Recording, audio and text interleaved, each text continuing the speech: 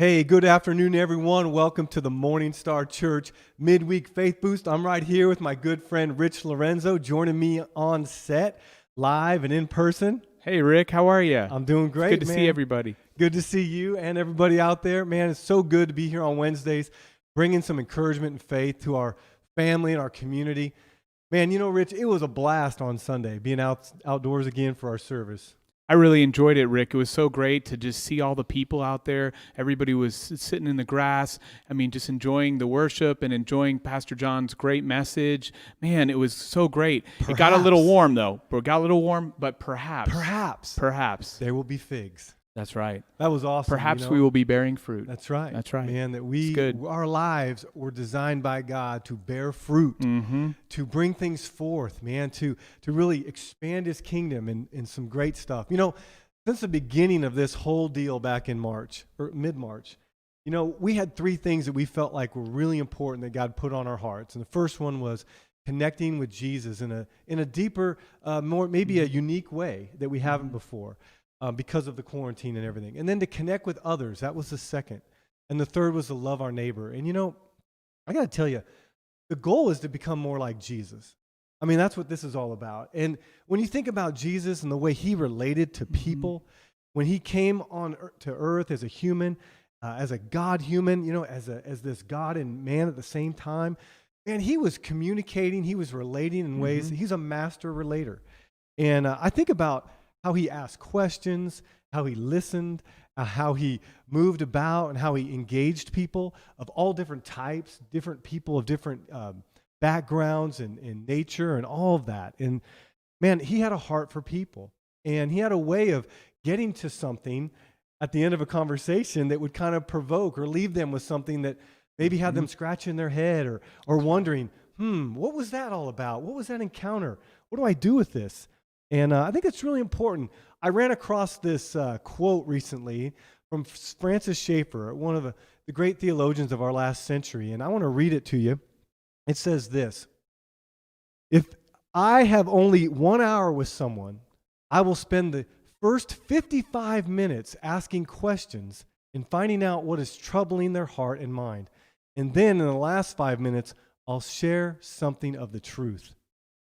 Wow, that's a pretty powerful quote, Rich. Yeah, I love that quote, Rick. I just think it really shows a heart to love people and a heart to help people. Yeah. You know, really, it's interesting. In that quote, as we go back to the quote, it just talks about asking questions and finding out what is troubling their heart. First part, asking questions. Man, caring about somebody enough that you want to ask them questions. That's so great. And then the second part of that, where it says finding out what is troubling their heart and mind. Man, that signifies to me like active listening, really engaging in the conversation and listening to the person. Hey, man, what is this person trying to communicate to me as they're speaking? And then lastly, sharing the truth. The 5 minutes that you have to share something powerful, impactful, that can leave them with something to think about. You know, so good, Rick. So Man, good. I know, Rich, I've known you for a long, long time, all the way back to the long late time, 90s, long man. 1999, I think. That's right. And, you know, I've always known when God got a hold of your heart that you care about people, that you love to engage with people. And, man, I know that's right, and right up your alley as far as, like, you know, the idea of communicating and engaging. So tell us a little bit more about You know, that. it's interesting, Rick. I learned this about, I want to say 5, 7, 6 years ago. I read this. The goal of communication is to understand. Basically, to sit there and listen. Hey, what is it that you're really saying here? What is you're trying to communicate? And I need to try to grasp that when you're talking, Rick, and so I can understand that. And then the goal of the relationship is to connect. Man, am I connecting with that person? Sometimes that can be really hard, you know, to connect. But the goal of a relationship is to connect with that one. Our hearts kind of working together. And then lastly, what I try to do is look for common ground. There's a verse I love. I love this verse so much. It's 1 Corinthians 9:22 and 23. It says, "Yes, I try to find common ground with everyone, doing everything I can to save some. I do everything to spread the good news and share in its blessings." Paul's telling us here to find common ground with everyone, to try to look for something that you can connect with that person with. I know you love to do that. I love to you'll do be that. going down the street, going to the grocery store, you know, showing up at a sporting event, and you'll see somebody wearing something, or you'll see something else, and you'll go and ask them about it. Yeah. Oh, absolutely. I love to do that. Recently, I was at a meeting. I shouldn't say recently, because we all know the last couple months we haven't been able to have a lot of meetings. But I was at a meeting a couple months ago, and I was there. I was on a panel. But before the meeting started, I wanted to talk and meet some of the people that were in the audience. So I went out. I was talking to people, trying to connect, and I saw a guy wearing a soccer jersey. So, of course, I'm a big fan of soccer, okay? Football. And so I started asking him questions. We ended up liking the same team. We ended up building a relationship through Let me guess. and connecting. Let me guess. Liverpool. English that's Premier right. League. That is right. Liverpool from the English Premier League. So we ended up connecting, and now we're good buddies. This guy, I'm trying to help him grow in his faith a little bit, and it's been so great. But just through a connection, finding common ground with him, and it ended up common ground for him with soccer. Wow, that's good. And that's fun, just to kind of get to know someone or meet somebody who's a stranger. Sometimes, in our world that, man, it's indifferent to Christianity, or sometimes many times opposed to Christianity, we find ourselves in conversations or the need to step out and engage in a conversation with something that may not be very comfortable. It actually may even be a little bit trepidatious or unsettling, because a lot of the world doesn't want to hear about Christianity, doesn't want to hear about anything that they're not believing in themselves. And I know that can be hard, Rich, and I know we have to look as believers, as followers of Jesus, look for ways to express the timelessness of the gospel of King Jesus. It's so important. But how do we do that with a conversation with people that might be ruffling their feathers? They really don't want to give us the time of day. And I think that's an important thing to learn how to do that. Absolutely. I think, what you're just saying there, the thing that struck me is just like, man, really making sure that we're intentional about focusing on the person, focusing on them, and not trying to think like, hey, what am I going to say next? What am I going to try to tell them? That's not important. But focus on them and care about what they care about at that point. I know when I was reading that Francis Schaeffer quote the first time was that, man, if I give this other person 55 minutes, then they're going to have all the leverage. They're going to have all the time. I'm not going to be able to get my point across. And, if I give them 55 minutes to share their beliefs, their fears, their life story, what makes them tick, that somehow I'm losing. But I'm actually not. I'm actually gaining. I'm learning. I'm investigating. I'm discovering things about them. And I know that my reaction would be, oh no, I can't give them 5 minutes. I can only have 5 minutes, because that's not going to give me enough time to get my point across. But that's not the way to think of it. No, in fact, Rick, what you're saying there, if you just let them talk and you steer the conversation maybe with good questions, you're asking them questions, you're learning. It's a richer experience as you're learning about what makes them tick, what interests them, what are their desires, what are their passions, what are their interests. Man, so cool. You end up, and then you're like, man, what is troubling their heart and mind? And then you can address, maybe you have something to offer, but they've been talking the whole time, and you're just sitting there like asking a few questions. Sometimes when I feel like a shotgun approach would be more like me coming into the conversation and just shotgunning, like spraying everything I can, hoping something sticks, versus, the Schaefer way, which is more of like the rifle. I've got one bullet. I'm going to listen. I'm going to only use that bullet, and the metaphor is not to kill somebody, of course, but that one nugget of truth, that one bullet of truth to bring to somebody and hit the target. Not just try to spray and hope I hit something in 30 minutes of blabbing, but try to hit at the target with that rifle, one bullet. That's good. I think that's a really good analogy. Good. So I know you love this stuff, Rich, and you've been talking a lot lately about this book called Tactics. Yeah. I don't even know the author's name. It's Greggy Kokel. And man, you've been going around the area talking about it and all that around the office. So tell us a little bit more about that book and how it pertains to what we're talking about. Well, this book, Rick, is so interesting because it really allows you to dive in, but mostly by asking good questions. How to ask good questions, how to keep conversations moving in constructive ways so that you're not getting, roadblocked or sideswiped. How to maneuver comfortably through minefields. This one I get in trouble, right? I mean, a big topic comes up or a hard topic and you're just like, I'm going to just change the subject here. I don't want to talk about that anymore. No, how to maneuver comfortably through those minefields.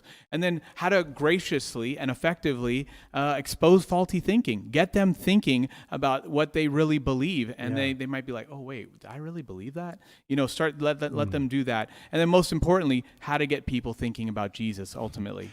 when you said graciously and effectively expose their faulty thinking, I thought, that's probably a little better than going, "You're wrong. Yeah, That's not true." That's really that seems funny. the easier way, but it doesn't go very well, does it? That's the easier way and the faster way, right? You're wrong. We don't like, But no, it's so good if you can learn about how to expose their thinking by just letting them figure it out by asking good questions. That's good. I think the other thing that strikes me is really discovering why they believe what they believe. Learning how people think the way they do. It's so important to let them kind of decipher this. Recently my family, we were on a hike. It was probably Mother's Day. We were on a hike and we're going along, and one of my daughters, she gets a stone in her shoe, a little rock, a little pebble. She starts walking with it and she's like, "Man, this bothers me. I need to stop. I need to get out." So she sits down on the path, and we have to get that shoe, that rock out of her shoe because it's stuck there, and she can't do anything. It's kind of there. It's bothering her. Little pebble, right? We pull off her shoe. It's a little pebble, but then you put the shoe back on, you get up, you start walking, and you're free again. But in some ways, when we're asking good questions and helping to expose some of their people's faulty thinking, or just by asking good questions to think about what they believe, you leave them in a place where they got a stone in their shoe, and they have to think. It's difficult to ignore a stone in your shoe. It is, isn't it? It's so difficult. I mean, you cannot. My daughter could not ignore the stone in her shoe. It was difficult for her, and we want to leave people with a stone in their shoe so that it's difficult for them. They can't shake it. No, right. It's something that kind of just keeps kind of provoking them, like, wow, what was that I was just talking about with Rich? Man, what he said about that idea that Jesus is this God who came to earth, or whatever it is that we've left him with to think about. And you might end up getting a call later that night, Rick, so you got to be ready. Because people don't like that discomfort or even just that irritation, right? Or that a little bit of friction that but it's a good thing to leave people wondering, leaving them scratching their head a little bit and having to wrestle with this thing and go, I've got to take this stone out of my shoe. I can't keep walking down this path with it anymore. It's going to provoke me to respond and to discover. Right. Discover something new, and you leave them really, man, when you disrupt somebody's worldview or something they just spout off and say they haven't really thought about it. It's to think about what you actually believe, to just the idea of like people would actually think and about what they believe. Revolution. It is. Unbelievable. And the stone in the shoe isn't like trying to make them feel bad or be in pain. Right. It's really about leaving them something to think about, leaving them something to chew on a little bit.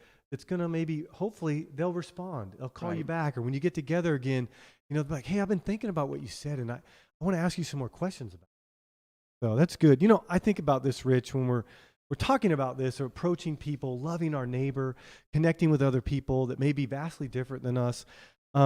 Sometimes we can lack confidence, the courage to step across that divide or approach someone and engage in that conversation because out of insecurity we might have, or like, man, I don't know enough Bible, or I don't have a theology degree, I didn't go to seminary. Or those are some common things people say, Rick, for sure. Yeah, leave that to the preachers or something. But Jesus didn't leave it to the preachers, did he? Right.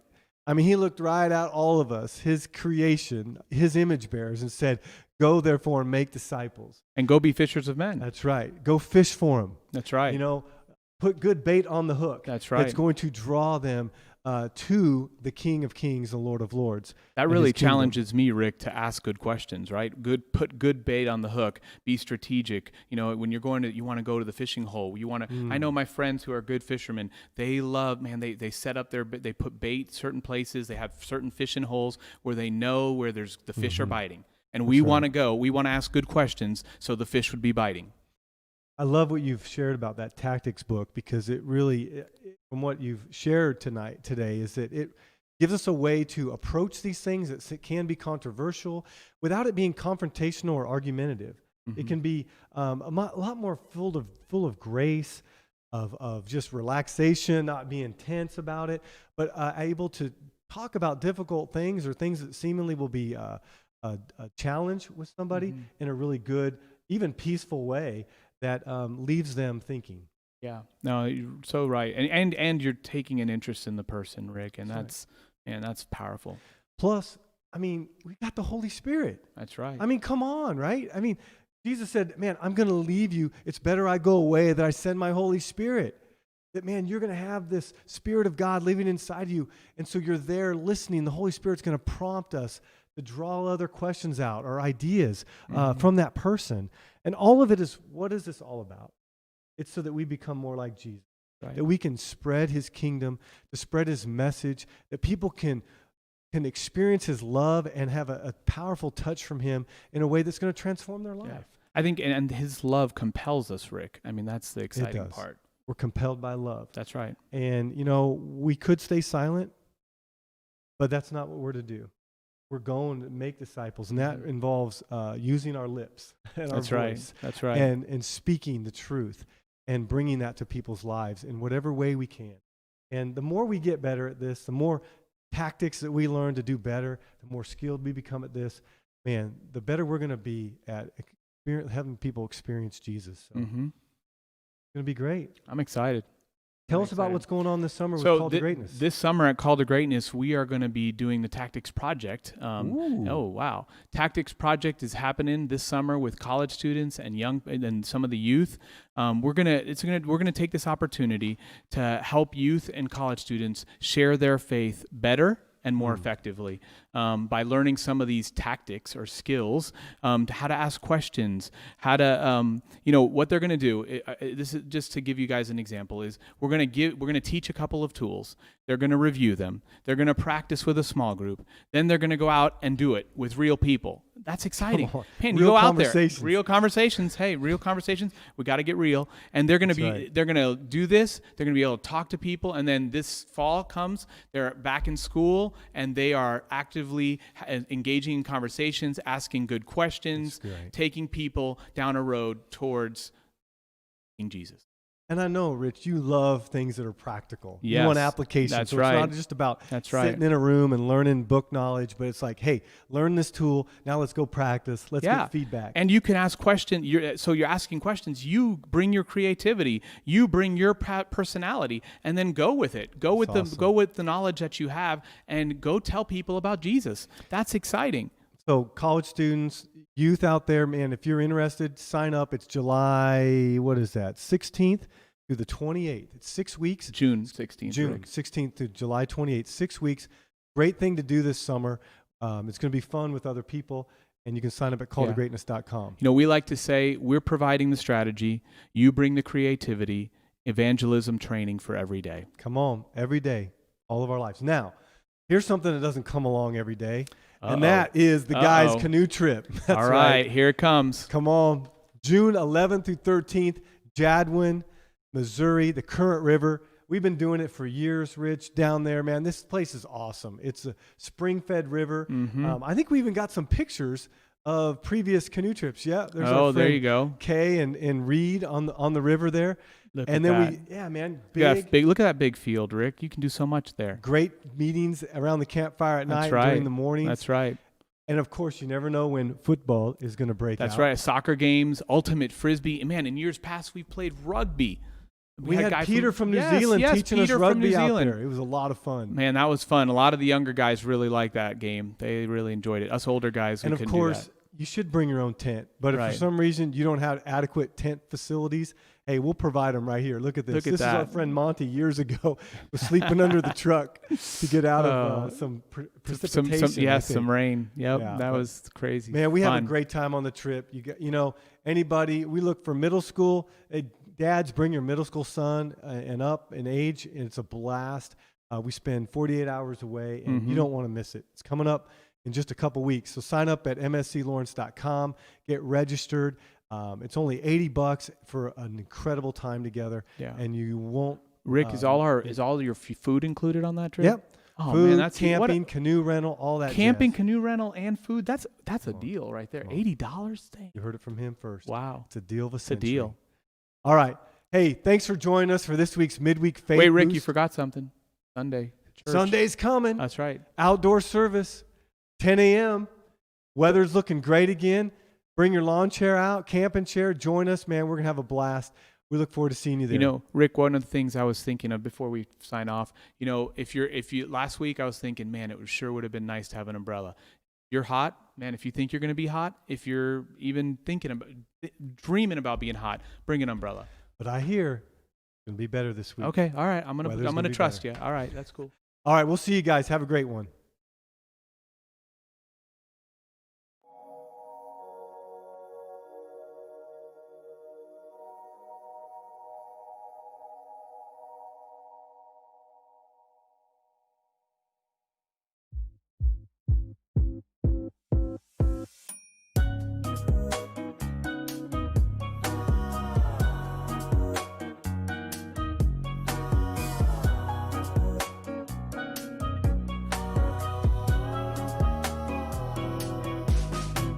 Spent all of our time outside all day doing